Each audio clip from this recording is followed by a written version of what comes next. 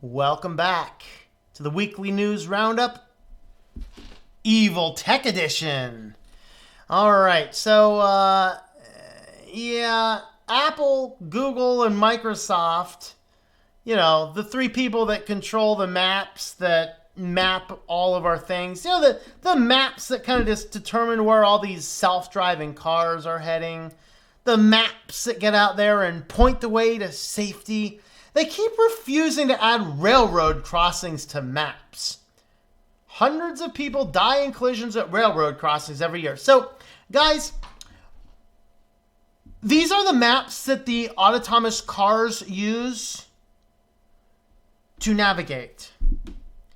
That's all we need, because Google is now starting to test taxis without any people in them. You get in the taxi, and you just are in the hands of the taxi. They're driving on down. We're just going. There's no crossing here. Thump, thump. Drive you right into a train. Evil tech, man. It's out to get you. Evil tech's going to get you. It's going to get you. Yeah, you get in all these autonomous cars. They're going to be driving you around town. Right into trains. Because Google and Apple and Microsoft all are ignoring the safety, the railroad crossings to maps. So initial request was made in 2016 after a commuter train crashed into a truck in California, killing an engineer and injuring dozens. But since the years, the big map providers have failed to take action. The inaction by tech companies is angering safety advocates who note hundreds of people die in collisions at railroad crossings every year in the U.S. Those crossings could be less dangerous if drivers could see them on digital maps and GPS services they increasingly rely on navigate roads every day. All right, I'm going to stop just one moment here in time. I am going to have to side with the tech companies for this point of this article. Guys, if you're more focused on your GPS or your phone than you are focused on the road, you need to get off of the road, hand in your license, and never get behind the wheel of a car again. Because I've never come across the case where I didn't see a railroad crossing. Because I'm watching the road when I drive. I mean, really. You watch the road. You don't have to have a little picture of a railroad crossing on your little phone or your little Google map to know there's a railroad crossing. You can't miss it if you're watching the road. But that being said, my deepest concern is if they're not putting these crossings in, autonomous cars will not recognize there's a potential danger coming up. And this leads the possibility for death at the hands of evil tech. So be aware of that. Be aware of that. So yeah, they're whining about this, but the fact of them, like, my Garmin shows railroad crossings. Do these people's? I don't know. But of course, I don't use these online systems. Guys, if you need a GPS for your car, go get a car GPS. They are infinitely better than a cell phone. If you leave the coveted areas of cell reception, they don't stop working entirely. There's a few places they don't work well, but honestly, the other systems don't work well either. I'm thinking of you, Austin, Texas, who stacks your freeways 3 layers deep. The GPS has no idea where you are. Like, which road are you on? There's 3 roads. They're all mapped on top of each other. I don't know anymore. And that's why you have to rely on your eyes. You don't rely on the device. You rely on your eyes. People, start driving again. And I've never been surprised by a sudden railroad crossing. I would be more inclined to see it on the road before I'd see it on the GPS map anyway, because I'm not really paying that much attention to any of these maps as it is. And if you are, please get off the road. I don't really trust you driving a vehicle. All right, this could be under security news. I included it here just because, hey, evil hacker figured out, he basically took a iPhone charging cable and put in a little bit of device and, just leave the cable laying around. Oh, I lost my cable there. You plug it in to charge up your phone. Or maybe, you go into, like I've seen at McDonald's will have charging stations. You go to McDonald's and you plug a cable in there and you just sit there with a laptop at the table next to it. Anybody that comes in and plugs in their device with that cable, they can now take full control of your device. So you can kind of see what's going on here. So the hacker creates this cable. His name is MG, so he dubbed his cable the OMG cable. Nice. And so you take this and you plug it into the device, and there is a wireless controller on it that will now allow you to get into the phone and do all sorts of fun and exciting stuff, be it download data, upload data, install cool apps, do fun things, wipe your phone, all sorts of fun stuff. So just be aware that, you know, if you go in and you see these cables laying around, guys, don't just use the cable there because it's convenient. Take the time to fish yours out of your bag. Make sure you take yours back with you, and always keep your eye on your device if it's charging in these big bulk charging stations. So, you know, evil tech, someone else's evil tech there can totally mess up your phone. All right, our fun evil tech article of the day. Smart ovens have been turning on overnight and preheating 400 degrees. Burn the house down, burn the house down. All right. So these ovens are by June. And so these people that have, like, I'm still trying to wrap my head around why you need a smartphone connected to your app, connected to your oven. Why is this a useful thing? I just don't get it. There's no purpose in this. This is just stupidity. Can you not just watch the oven or, you know, smell for your bagel to be done roasting or whatever else you're doing? But these June ovens had been turning themselves on in the middle of the night and heating up to 400 degrees Fahrenheit or higher. The owner's ovens aren't sure why this is happening, and June tells The Verge the error is user error is at fault. Oh, it's the users. It's the users. Users are accidentally turning on their ovens at 4 in the morning to crank up to 400. Hey, you know.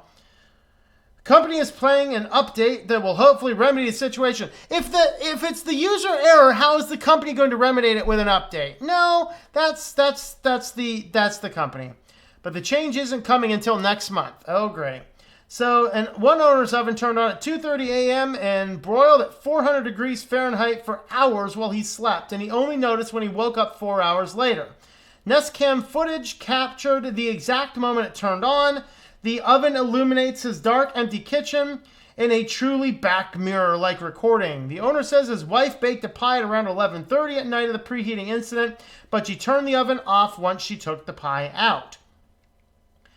So this is a $1,500 smart oven that is, guys, I'm sorry, guys. I totally meant to bring my toaster oven up here. I have a little toaster oven that's this big, okay? It cost me $10 at the local 5 and dime, you know? $1,500 for a smart oven that burns down your house. Criminies. Has computer vision to identify food that has been placed inside. Why is this useful? I know what I put inside. The oven doesn't need to know what's inside of it. The oven needs to know, turn on, cook my food. The oven does not need to know what's inside of it. I don't really need to be monitoring the food as it's cooking by my oven. Can anyone explain this to me like I'm 4? Because I just don't get it. Company raised nearly $30 million and released its second generation for $600. It's billed as 7 appliances in one: air fryer, dehydrator, slow cooker, broiler, toaster, warmer oven, convection countertop oven. They forgot house fire starter. It also pairs with an app that allows people to choose their temperature and cooking settings, as well as live stream their food as it cooks.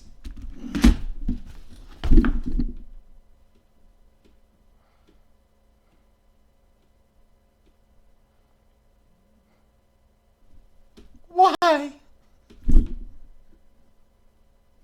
Why? Why?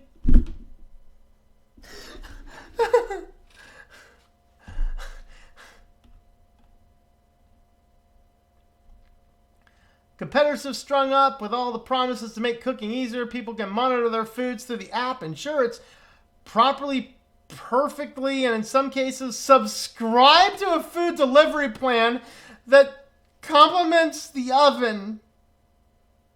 However, with that connected promise comes risk. The oven is always available through the tap of the app. Sounds like a bad Cat in the Hat line. Through the tap of the app, we will burn our house down. The tap of the app, we will flee. Sure, someone can turn their oven off from work if they realize they've left it on, but on the flip side, they can also accidentally turn on their oven in the middle of the night.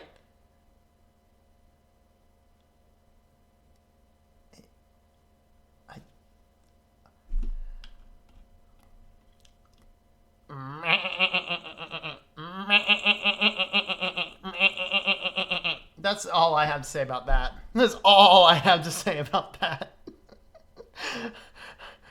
Two other second-generation June owner ovens have posted about similar remote preheating incidents in private June owners Facebook group with slightly over 2,000 members. Seen by The Verge, first documented overnight preheating occurred in May. Group member wrote that he roasted potatoes around 5 p.m. one night and left them to cool in the oven. He apparently forgot to take them out. The next morning, he woke up to find the oven had turned on at 1:20 a.m. and baked at 425 degrees for 4 hours and 32 minutes. The potatoes, which were still in the oven, burned to a crisp. Had I not left potatoes on overnight, I may not have realized it turned on in the night, he wrote. New York Fire Department says unattended cooking accounts for 33% of home fires, and that fires typically start when a stove or oven is near items that can catch fire like paper towels or when food or grease is left in the oven. None of June oven owners reported a fire. Third June owner wrote in late July that her phone woke her up at 6:30 a.m. with a push notification saying that the oven had been preheated to 400 degrees and was ready to cook. She wrote that she had previously been unplugging her June every night. She had heard initial reports about ovens turning on in the middle of the night. This is dangerous and unacceptable, and I certainly don't want this thing coming on while I'm on vacation, she says. June CEO Matt Van Horn. Nice. That's like that's an evil villain name right there. Matt Van Horn, it will come and burn your house down. He says that owners, not the oven, is at fault. What a pretentious jerk. What a pretentious jerk. The owners are at fault, not the oven. We've seen few cases where customers have accidentally activated their oven preheat via a device. Figures, while you're asleep at 2 in the morning? I'll tell you what, if I had one of these things, I'd be packing it back, sending it to the company and saying, your CEO's a jerk, give me my money back. I don't want this fire hazard in my house. Unless he actually goes and examines exactly what happened with all of these ovens, you cannot possibly say that. All you're trying to do is pass the buck to your customers of all people. Figure your phone call, it tells the Verge. So imagine if I were to be in the June app clicking recipes and I accidentally tap something and preheated my oven. That just means that your app is too stupid. If your app can accidentally turn on by browsing a recipe, you got a problem, not your user. Evil villains just out to burn your house down, guys. June shipped one owner a new oven in response, but said it was because of unrelated issues. June's support team blamed Amazon's Alexa for another owner's accidental preheat. Hey, there's another reason not to connect to your Amazon Alexa to this thing. Hey Alexa, order unicorn meat. Confirm. There's no reason to remotely preheat your oven, people. Wow. Guys, get this crap out of your house. Go buy yourself a very cheap oven that, a toaster oven if you need one. Keep the thing unplugged. You plug it in, you turn it on, and then you put in your food and you turn it off and you unplug it. You don't need some smart thing that could potentially be turned on from across the room. Wow, this is insane. Wow. Crazy. What do you guys think about all this? Let me know in the comments down below.